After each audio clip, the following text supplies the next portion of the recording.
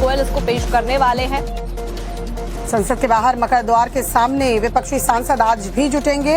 बिहार, बंगाल, असम में एसआईआर के मुद्दे को लेकर प्रदर्शन होगा। जैसा कि हमने देखा कि इस मानसून सत्र के दौरान संसद के मकर द्वार पर ज्यादातर विपक्षी सांसदों ने प्रदर्शन किया है और हंगामे की वजह से कामकाज भी जो है वो नहीं हो पाया है ठीक से। और आज फिर उसी हंगामे की उम्मीद है। एसआईआर को लेकर एक बार फिर से विपक्षी सांसद प्रदर्शन करने वाले हैं। तो आपको ये भी बता दें कि संसद में सत्ता पक्ष और विपक्ष का गतिरोध लगातार चल रहा है जब से संसद के सत्र की शुरुआत हुई है। वहीं सरकार एक तरफ 2 अहम एजेंडों पर चर्चा की तैयारी भी कर रही है, जिसमें पहला 2047 तक विकसित भारत के लिए अंतरिक्ष कार्यक्रम की भूमिका है।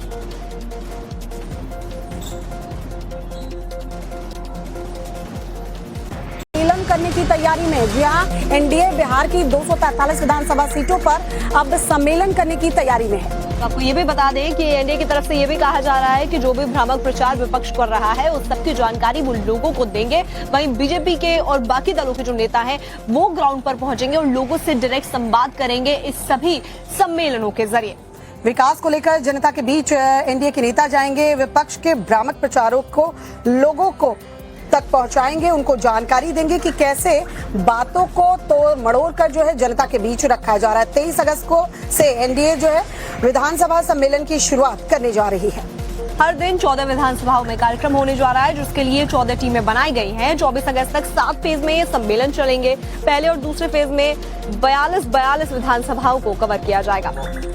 तो ये सम्मेलन जो है वो 24 सितंबर तक चलना है। 1 महीने में 18 दिन दरअसल सम्मेलन होंगे। टीमें अलग से गठित कर दी गई हैं।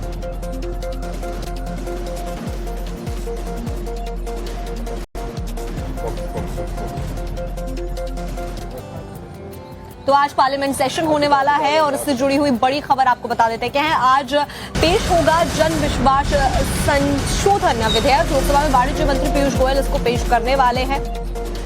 संसद के बाहर मकर द्वार के सामने विपक्षी सांसद आज भी जुटेंगे।